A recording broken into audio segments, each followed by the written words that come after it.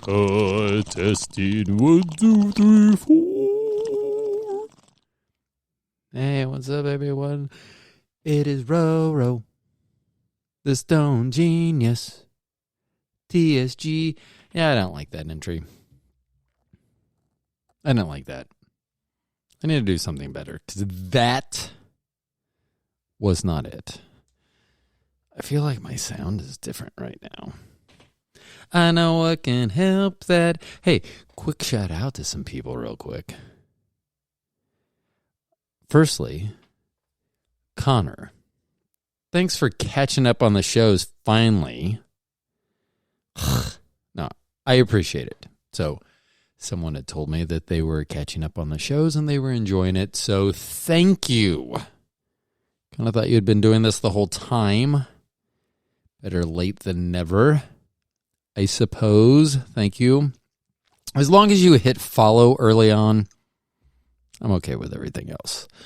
Also, a few nights ago, I heard from a friend of mine, friend of our family's, and the reason that the stoned is in my name or title or nickname, have you, and I don't want to use his real name, so let's go with Crim McGrumbleby. We'll go with that. Crim McGrumbleby. That's who it was. I don't know if I could get them in trouble or not, so I'm not going to say their name. I didn't get that kind of permission. Anyhow,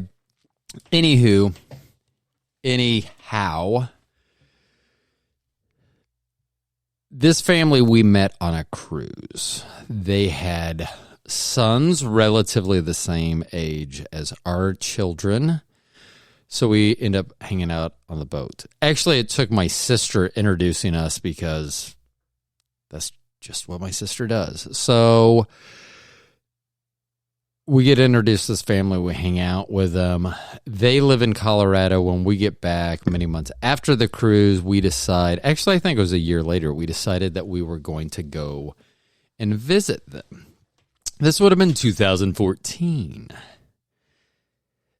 So we went to visit them in December, and our kids could drive. Our oldest, at least, could drive at that time. So we all went to dinner, and the adults thought we would go visit a dispensary, and the kids would go anywhere else. Probably home, mall, I'm not sure where. Anywhere else they were going to go. Our oldest gave some pushback about it. I can't believe you're doing this. And oddly enough, that is an exact impersonation of her. That's exactly what she sounds like, not. And I ask her, I go, well, if you went to Europe, what's the drinking age in Europe? She goes, 18. I go, would you drink even if you weren't 21? She goes, well, yes, it's legal there. I gave her a second, and then 2 and 3, and then it clicked. She's like, oh, it's legal in Colorado. Right. So kids go bye-bye. We go to the dispensary, and I remember it. I will always tell the story the same way because it's just so ingrained in my mind that I tell our bud tender, and bud tenders are very underappreciated for what they get paid and the amount of advice that they give you. So let's give a little shout out to the bud tenders out there. Listen to that. The crowd goes quiet. Anyhow. Anyway, I said that I had arthritis. That's what I wanted. I do have really bad arthritis, and so I wanted to see if there was something besides opioids, pain pills that I was taking every day and had been for many years, whether there is some alternative. So I got something. And the funny thing is now when I tell the story, because I always talk about how edibles do not do it for me. They do not give me the result that I am anticipating or looking for. But the first night it did. So I took something. After about an hour, my wife asked me how I was feeling. I put my hands up in front of me, motioned with my hands, like I was doing it towards myself, but imagine, if you want to know what my hands were doing, imagine facing away like if I was grabbing boobs. Like if I was grabbing my wife's boobs, that's what I was doing with my hands, but they were facing me. So that was facing me. And the cool thing is when I went, there was no crickling or crackling of the joints and everything. And I remember saying, I don't feel anything. And I stopped, just like with my daughter, and I was 2, 3. And I was like, oh, I don't feel anything. No Cheech and Chong effect. Nothing like that. I just felt that moment was life-changing. So, oh my God, I forgot what name I gave him. Crim McGrumbleby? Something like that. So let's go with that. We all forgot that first name anyway. So we'll go with whatever I just said. That Crim McJizzer Pie.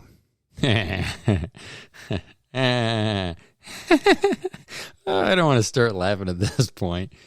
Okay. So, anyway, Crim McGrumbleby, we go and we hang out with them. And I will just say this. That evening, not everyone had the same takeaway as me about our friend Mary Jane, or cannabis, or weed, whatever you want to call it. I will say that how that moment changed me to a daily user, I would say it fully swore off someone in our group from trying it ever again. That is saying a lot, and that is putting words in their mouth. But as I remember that evening, and it's been over 9 years now. Is that right? 9? No.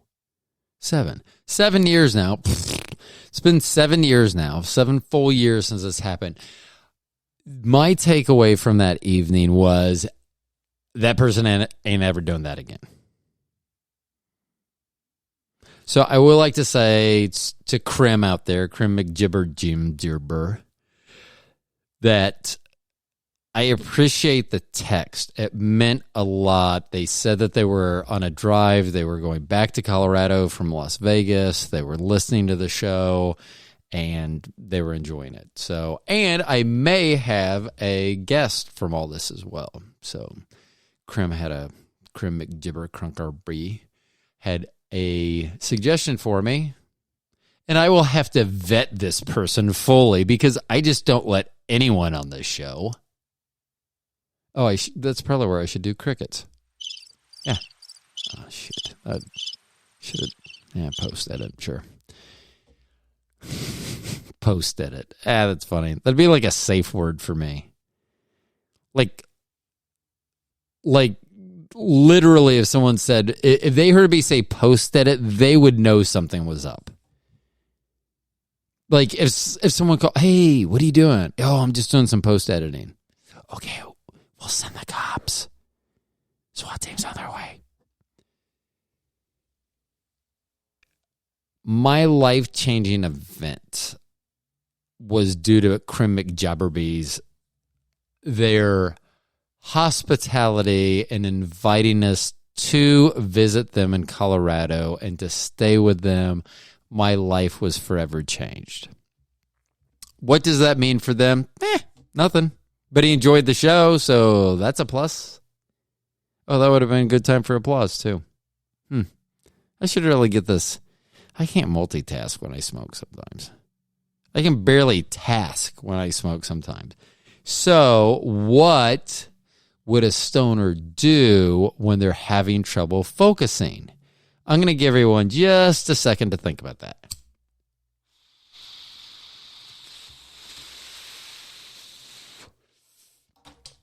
So I'll give you just about like 2 more. So now that I have given you ample time to think about that, I don't even remember what the question was. But Crim McGrumbleby, thank you so much. I hope there's really not someone out there named Crim McGrumbleby. Because then I would feel bad because they'd be like, I don't fucking listen to the show. Well, why is he talking about me? But if they didn't listen to the show, how would they know I was talking about them? Okay. So, this is giving this a little too much thought. Perhaps I shouldn't do that. Let's talk about stuff that's coming up. If you didn't listen to Monday's episode, the guy from Cran Organics were back in studio. And by studio, I mean they were in my place, living room, sitting there. One of them I had at a TV tray as the dog wailed in the background. I should probably listen to that and see how horrible that sounds in the background. Probably sounds like a hostage situation. Which I'm sure that sometimes our dog, if she is not fully attentive, she would be one of those people that would reach out and be like, I'm not being treated well here. But yet this dog has 2 beds in the living room, a bed in the bedroom that she doesn't use because she sleeps in bed next to me. Not really next to me, more on top of me for the most part. And this, if you don't know, this is not a tiny dog. This is a 75-pound Doberman. And she throws things at me. And I'm not kidding. I'm going to post this sometime. If I don't pay attention to her, she will pick up whatever it is, whether it's a Kong to be filled with a treat, whether it is a toy to be played with or a ball to be thrown. If I'm not paying attention, she'll just pick it up and throw it on the ground at my feet. And she will slam it down. She is feisty sometimes. I thought that she was going to do more trouble out here with the guys from Cran, but I don't know. It was fine. Daniel was trying to make friends with her. Alex giving it 2 go. I think the second go, he's like, I'm over it, which I don't blame him at all for doing that. Anyway, they had a lot of things going on this week. So a lot of things going on with their company on the Missouri side. Their chill cakes are getting ready to hit the market this week. So that is, that's a huge, we talk about it. So if you haven't listened to the podcast on Monday, go back and listen to it. We do talk about that. The anticipation. That's a lot of buildup. They had to, there's all these things where you get to take a breath, but then as soon as you take a breath, there's something big going on. So it's like, you get approved for your licenses and you're like, oh, finally. But then you actually have to make your company work. And then, I got to get it out to market and make sure we have enough. So there's so many things going on. So it is a huge week for that. And then on the Kansas side, on the legislative side of things, there's some big things that are happening. Daniel and I and Alex, we all talk about that as well. So that is very exciting on the Kansas side because whatever, Kansas. A lot of things going on. So that was a great show. Some things that will be coming up in the near future. So if I have not mentioned it, I believe that I'm down to 2 shows. So for those of you that are just catching up, I do a couple of other podcasts as well. So I do one with my wife called The Longest One Night Stand with Bobby and Roe, which is amazing. That comes out weekly, so listen to that if you're into listening to other podcasts as well. So that's great. Then I did one called The Row Show with Steven, and we did that, and my co-host was out of New York City. And as the COVID releases its grip on not just the nation but the world, he has a lot of stuff popping off. I don't know if that's the correct terminology. Things going on. He has many irons in the fire. I don't know how old you would have to be to know that reference. Probably older than me. So it become increasingly difficult for our schedules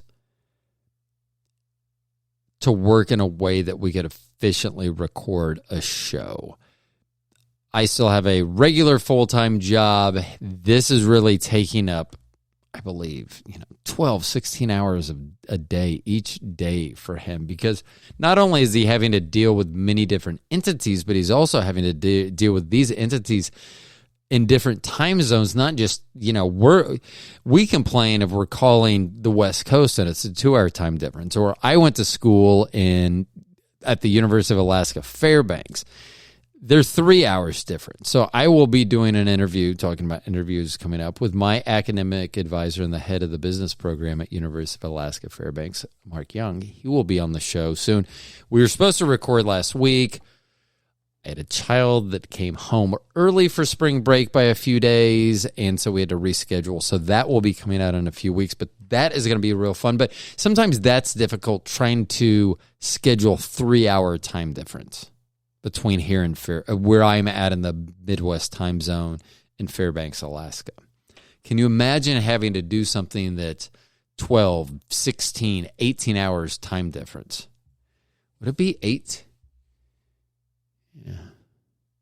So, math. Yeah. Okay. Yeah. So what, if you're having to deal with something like that, it was difficult for him.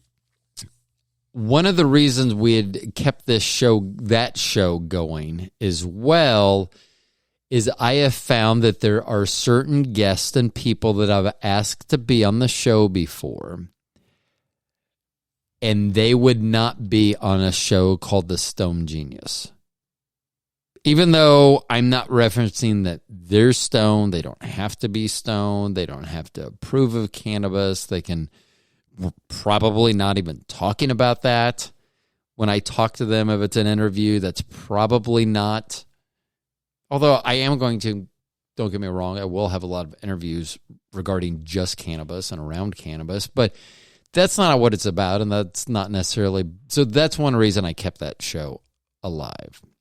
So what's happened now is I talked to Steven. I actually told him that I was going to try to find a co-host for that show, a new co-host, rebrand the show, have it something different. I would say it would actually be someone and the Stone Genius, but I was thinking if it had someone else's name, or what I'm going to do, air quotations, a regular name, let's say, that maybe they would be more apt to be able to do that show, or want to be able to do that show. I have not heard back from that co-host that I made that offer to. They are very busy as well. And so my thought is, now that it's going on a few days since I reiterated my offer and I haven't heard anything, I know that they're very busy. So I take that into account, and that was my difficulty with Steven, and so if that continues to be something I would run into with even a new co-host, then I was just going to abandon that show and do this one. Now, if that show goes forward, because of the Stone Genius, part of what would happen would be that show would debut on this podcast as well on Mondays, and then probably Tuesday through Friday, I would put out new episodes that would talk about new things, have new interviews, but also talk about whatever was talked about on Monday on The Bleep with the Stone Genius. But I don't know if that's going to happen or not. Hey, let's give it some crickets. Yeah. Give it some crickets. Or mystery. Because we don't know. Is that it just one time like that? Okay. So we'll see what happens. And then, of course, the longest one-night stand is still going. And it was funny. I probably have told this story on this podcast before, but I ran into our minister, who's been our pastor, for over 20 years. Now, we go to what they would consider a mega church. So it is quite large, over 20,000 members of it. So let's just say the pastor will not have an intimate knowledge of each of their congregants. I ran into them, talked about podcasting. That's what they came to me for. We were talking about it, and they go, and what's the name of the podcast with your wife? And it was actually the day, it was February 3rd when I saw him, because it was the day of our anniversary. It was our 26th anniversary of our one-night stand. And so I told him that. And it was funny because at that time we still had to wear masks where I live. But the eyes were like, oh. And what was funny, it was like, that's what I don't understand. White people are like, oh, longest one-night stand. It's like, yeah, we've been together for over 26 years. I mean, I don't know why they're hung up. They're hung up on the term one night stand and our title, the name, as opposed to the fact that we've been together 26 years, raised two children, 3 Doberman, and some squirrels on a tree. That's about it. So, yeah, it was funny. So,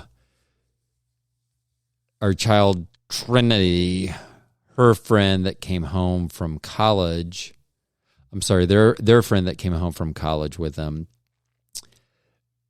they found out today they hand-fed one of the squirrels that I feed. And they mentioned afterwards that they could see how I could just get stoned and do that all the time. I mean, I don't know what it is. I love Dobermans. I'm a dog person, but really I'm a Doberman person. Like if someone's like, oh, there's a dog, I'll be like, oh, okay. And if someone said, do you want to play with that dog or that cat? I'm going to the dog 100% of the time. 100%. Unless it's my sister's cat, then I would go to Ziggy 100% of the time, even if my dog was involved, probably especially if my dog was involved. But other than Ziggy, 100% going to go to dogs, and then it was any kind of dog as opposed to a Doberman 100% of the time going to Doberman. That's just how I am. I don't know. I think I was going somewhere with that. I think I should smoke again. I don't know where I was going with the dog story. Ugh. Golly gee willikers. This time change, that's what we should talk about. So, let's jump back. If I had a story that I was, just finish it yourself. Be like me. If people don't finish stories or they're slow about finishing, I will just finish them for them. So, if I was telling a story and you're like, oh, guys, really into that TSG, why did you do that to me? You're such a jerk. I guess I can cuss. You're such a jerky jerk. So, if that's how you feel, then whatever that story is that I forgot, just finish it. Just throw in a car chase, an escape through a tunnel or canal. Yeah. And just finish the story off that way. And I survive. Because I'm here. So whatever my story was, finish it off, make it kind of like Spy Store-ish, like Jason Bourne type thing going on, and I get away, and then I'm here doing a podcast. So, and then we'll change. Oh, we're going to talk about guests that are coming up too. So I think I may have mentioned one of the people that doesn't want to be on, may not be able to be on the show because of the name of the show is from the TV show Ancient Aliens. It is someone that is featured on a semi-regular basis, if not greater. I'm trying to be as vague as possible. They are members of the same International High IQ Society. I've asked them. We still haven't got an answer whether they're going to be allowed on the show. However, I reached out to someone else on the app that we use, a Smart People.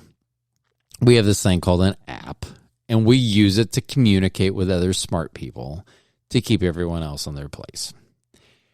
So anyway, we were communicating via that, and I had read someone's post, and they said, how do we keep these peasants in their place? And of course, I said laser beams and sharks. I was roundly laughed at for those ideas, but now it seems people are coming around to it. I'm just kidding. I'm just waiting for a second to see if someone was like, no shit, you're kidding, really? There's another guest that someone had made a post on there. Person, part of the society that I am part of. Not going to say there's skulls and crossbones and we meet in a cemetery on the third full moon. If I can't, I'm too stoned to even keep making that shit up, so I'm not going to. Anyway, they had made a post about relationships. So many geniuses have problems with that relationship, so I reached out to them. I believe we are going to be able to. They're in London. They're an actress and a model, or model and actress, either way. I would actually say that they're quite a bit better than that because they are a very good human being from what I gander so far. And I am not sure that I'm using that word correctly. But they had asked about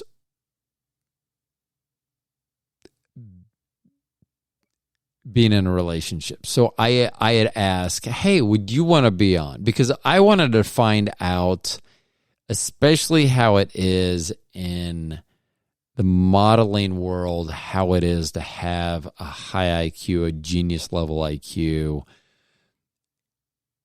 and be able to do that. Some problems that I face as a genius is I sometimes think/know better than maybe someone that is trained or something like that. So I don't put up with, I don't know. I just don't know whether I would be able to handle, like, as a photographer, I will see stuff and I will be like, someone will send me a picture and I can tell that it's not done by a professional. And when people will go, well, how can you tell? And I'm like, there's little things that will give things away, like the cropping of a photo. If you crop off the top of a head in a headshot, it doesn't matter how great the person look and how blown out that background is. Doesn't matter anything else. You fuck that picture up by cropping off the top of the head.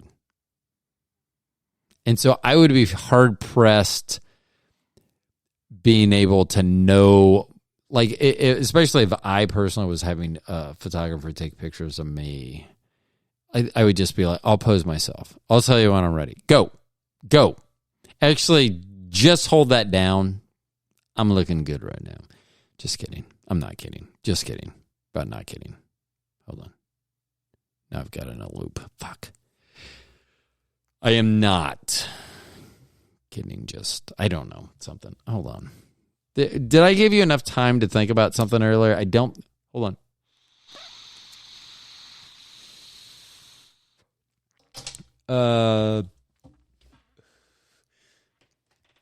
So I hope to have the Genius model on. I will have my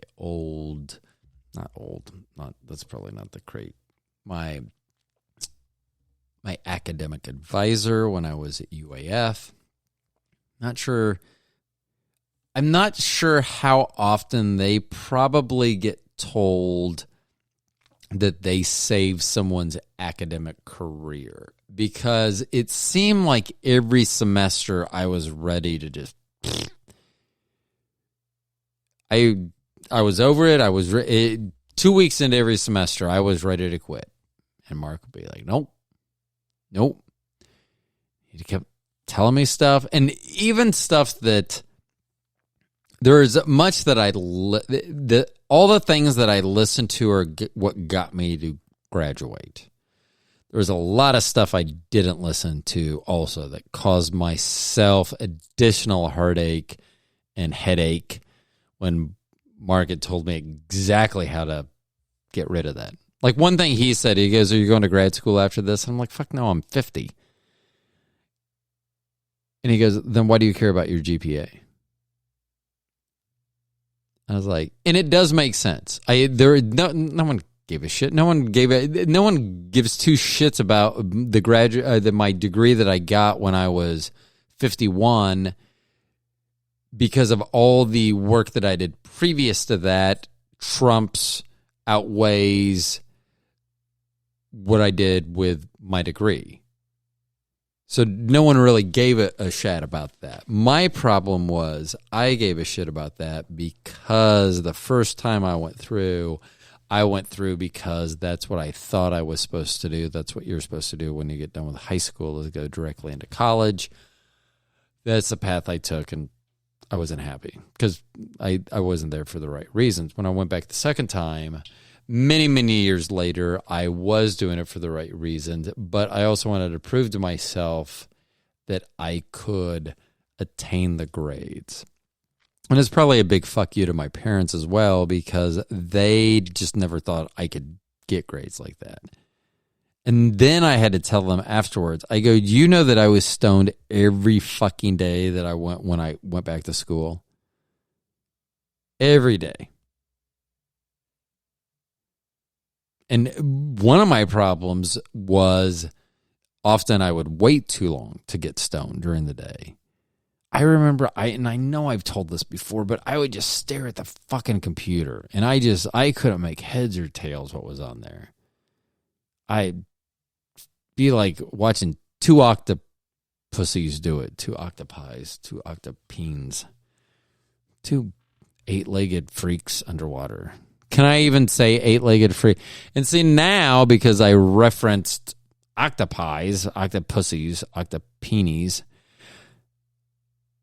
but I said 8-legged freaks, that's like an arachnid. It's actually one of my favorite movies ever, and it goes into my Scarlett Johansson masturbation story. Another time, I should write that down. Scarjo Mastabo.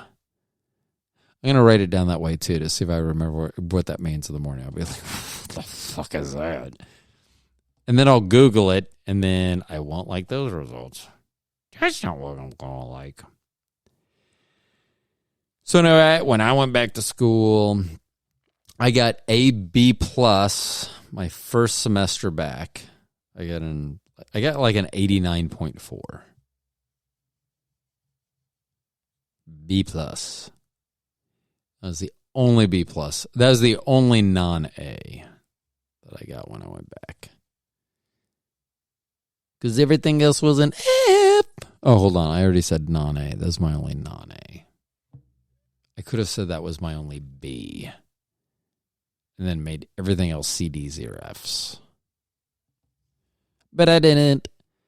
So now I'm going to thank him for allowing me to get that degree, which has allowed my career in my mid-50s to just crash and burn. I think it was because of the degree. People are like, "Oh, Alaska, really?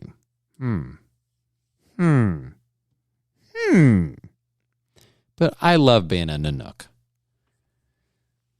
I love it with most of my heart. Not all of my heart, because most of it goes to my wife. And most of the time I'm giving my heart to my wife, there's this sound involved.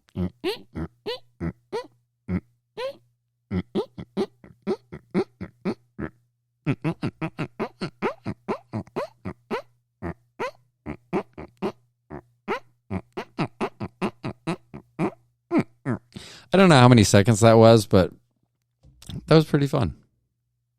And that's actually probably to scale how long our lovemaking sessions last. I think it was 18 strokes. I know. I'm like the owl in the old Tootsie Roll commercials. If you don't know that reference, Google it. No, YouTube it, which is owned by Google, I think, so whatever. Go to YouTube and go, Owl licks Don't Google that. Don't Google owl licks. Don't. In retrospect, actually, it's America. Do whatever the fuck you want. If you want to look up owl licks, if you just want to Google that and look at whatever images come up, then by all means do it. I would precede it with XXX, though. XXX owl licks. To the middle of a Tootsie Roll Tootsie Pop. But in my case, it was 18. I'm going to have to go back and listen. I'm going to actually listen to the show to count how many... And I can't even do the sound there. I think I threw my voice out. Ooh, that would not be bueno. Anywho, anyhow, anyway, Mark's going to be on the show. Maybe not after this episode. He won't be on the show, but he's going to be on the show. We're going to have the guys from Crane Organics back on the show. I'm going to try some non-infused. So here's my deal. With me with edibles, they just do not do it for me.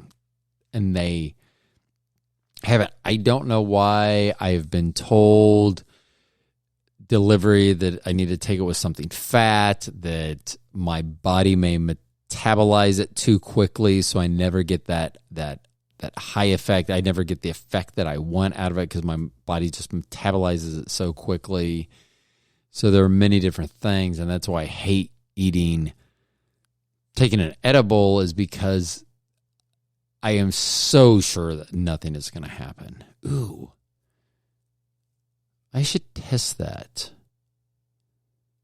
between my wife and I. That's what I should do. I should try and do the edibles and see if it affects me, because I always say that it doesn't, but maybe it's a mindset,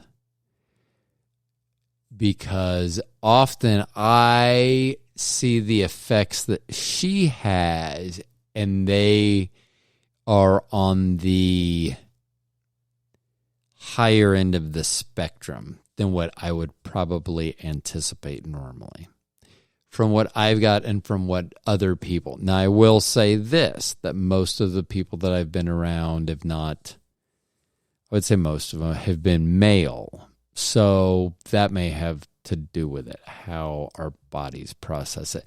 But she generally has a negative effect. She thinks that when she takes something, that things are going to spiral out of control. She's going to get couch stuck, or she has all this worry going into it. So if she does get some sort of feeling, it's usually exacerbated by that. So whatever negative feeling she has, it gets mounted on top of that. So I wonder if additionally, because I have that negative mindset that edibles aren't going to do it, maybe if I change my mindset and I'm excited and go, I can't wait to eat this 1 milligram because I know it's going to do what I need it to do. It's really going to get this pain in my hands to go away today. So whatever that case may be, maybe I need a more positive, because I always tell her that maybe she needs a more positive mindset. And here's where I am growing as an individual, and I am learning as I talk this out. This is self therapy for me, not self therapy, which could be a thing. I don't know. So I'm just talking this out, that maybe I need to be more positive when I go to take an edible, the same way that I would like her to be more positive going into the experience, instead of dreading the experience, like, oh, I'm going to be locked on the couch, I'm not going to be able to do anything for an hour.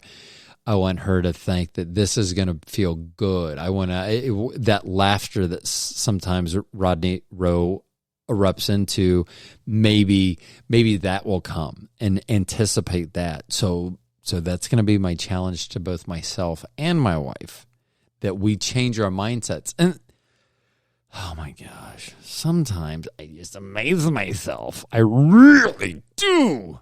Guy, I hope that the rest of the show wasn't so shitty that you made it to this point. Because I feel like if you made it to the 30-minute point, you finally are getting some payback. Like, I'm actually starting to talk shit out, and you're like, finally. Fuckers made me wait 30 minutes for this. My lunch is almost over. I've been stuck in this traffic. I've been waiting to pump $4.78 a gallon gas. I'm sure that's out there somewhere, not here yet. I apologize. So if you made it this long, I'm going to applaud you. Ooh, I did that pretty spot on there. And then I'm cutting it off. I'm not gonna like taper it off where you hear the applause and you're like, oh, I just tapered. They're dead. It's like, hey, I can point, boom, and then nothing. So if you made it this long, I'm glad. Because I really feel like this last 6 to 10 minutes is worth whatever you paid for this show. Okay. I just wanted that to sink in. Because some people are like, am I paying for this show? You can. I can give you a P.O. box. I'm going to need cash, though, if you send it. Actually, I probably don't want to say that. Because then I'm telling everyone the P.O. box. I would basically be saying, here it is, send cash there. You might as well rob it. I might as well just go stand on a corner with dollar bills sprouting out of my pants or something. Not sure why they would have to sprout out of my pants. But I have that visual now, and it is amazing. You're welcome.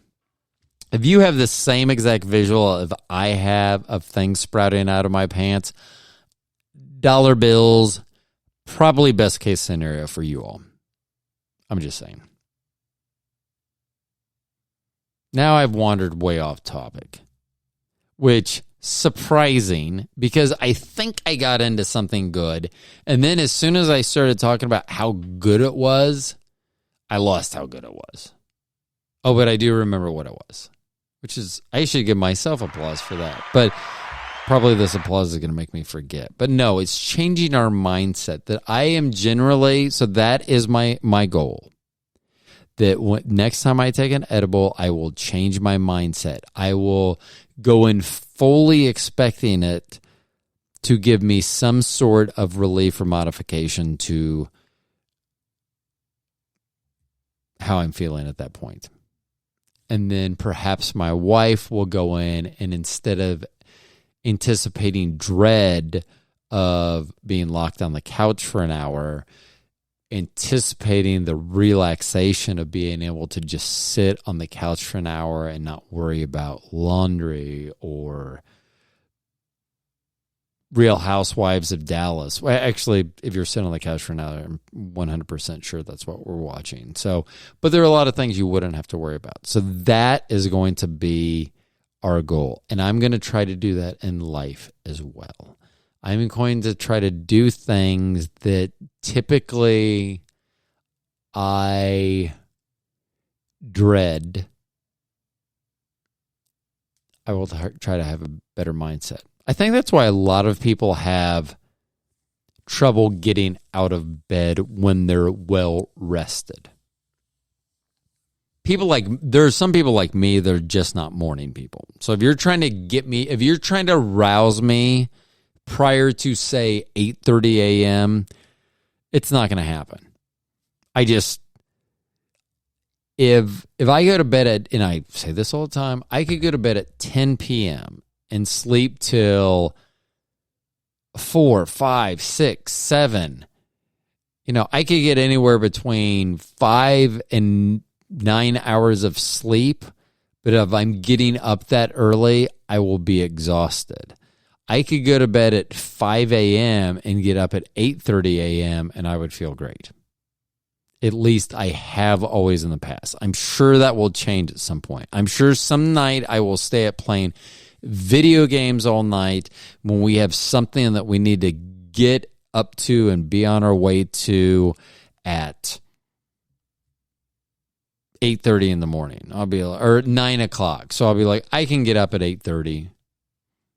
Nice thing about being bald is you shower and shave and do all that stuff the night before. So half an hour would be fine. But that someday this is going to happen soon, and she'll be poking me. I knew this would happen. And she's right. It will happen someday. I just don't know what day. So because I don't know what day, I shouldn't just assume it's going to be the next day. So instead of anticipating every day as being the day, I'm just going to wait until that day happens. Because I know what's going to happen. And she's right. She's always right. And that's going to be a time that she's right. It'll just be in the future when she's right. Just not currently. So, but I will try to do that in the rest of my life as well. And I try to do that sometimes. You know, you go into a situation where you may not want to go in, and my parents, for instance, I mean, you know, for many years, and I've said this, there were probably 3 straight years where I didn't see my parents, where I wasn't stoned out of my gourd. And they did not know. So this is not a Cheech and Chong thing. This is just in the stoner part of the audience will totally understand this. It's just that you don't give a fuck. I can't tell you how many times my parents would be spouting off their crazy their conspiracy theories and things like that, and I would just be like losing my shit. And then I would smoke, and I'd be like, don't give a fuck. I'd just sit there and stare at him and nod. Mm-hmm. Mm-hmm. Oh, yeah. Q. Mm-hmm. Yep. Q. Know who it is. Yep. Q-be-doo-be-doo-be-doo-doo. I am always, whenever he mentions Q, I think of Qdoba. Not a sponsor. Should be. Yum, yum, nom, nom. But there were many years where I couldn't see them. And now that I'm not stoned every time I see him, oh, fuck almighty. My mom's 83rd birthday, I believe I was screaming the F-bomb at my father. I don't know why I had to say F-bomb. I was screaming, fuck you to my dad, and saying if he wants to ruin mom's birthday, that's fine, because I will walk the fuck out of here. I'm not going to let him make shit up. I know the TV channels that he watches likes to make shit up and really like to get their audiences to buy certain products from them and things like that. It's really cool to see my inheritance being spent. You know, everyone talks about Bitcoin. You know what would be cool? And this is just selfish on my part, is that if my pillow became a type of currency, because all these fucking Republicans watch those channels, and my dad cannot be the only one. Did you know?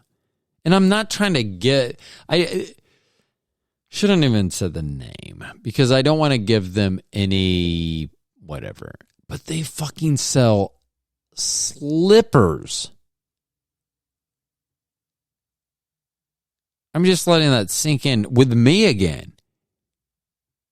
My Pillow sells slippers. Now, I believe if they did this right, they should go to an organized crime family who maybe specializes in concrete shoes and offer these slippers, because they are heavy as fuck. And I don't know weight, and actually I don't own slippers. So to me, they were heavy as fuck. They would have been workout shoes. They would have been weighted shoes that I would have worn if I wanted to destroy my feet. If I wanted to eventually break every bone in my body, not on my body, and my feet, well, my feet go, I fall, break it, whatever. If I want to destroy my feet, those might be foot apparel that I would put on. I'm not saying they would be. I have not tried them on, but I was saying from the weight and the flexibility that it had for me personally, I'm not going to order them. Luckily, my dad ordered 6 pair. Because he's 90. And he needs 6 pairs of slippers. And every time he's ordered fucking My Pillow, I don't even feel like I should say that name. Every time he orders one of those pillows,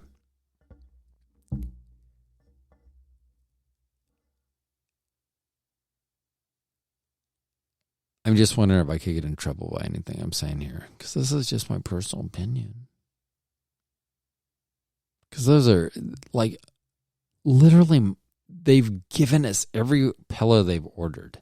They order them and they're like, here's a pillow for you. It's like, why don't you want it? Oh, we have an orthopedic pillow. Okay. Then why are you ordering them? Why are you ordering them to give away?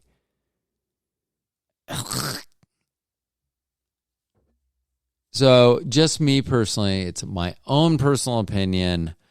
I have not purchased any myself. I have not owned any myself. From the brief time that I have spent with my father's collection, I have found it to be less than desirable for the standards for which myself have set. Whew. I don't know if I needed to do that or not. See, that's one of the things. So we're 51 minutes. Fuck that shit. I mean, we're going to keep going. When I put out some hashtags last time I talked to the guys from Crim Organics, I could have gotten them in trouble.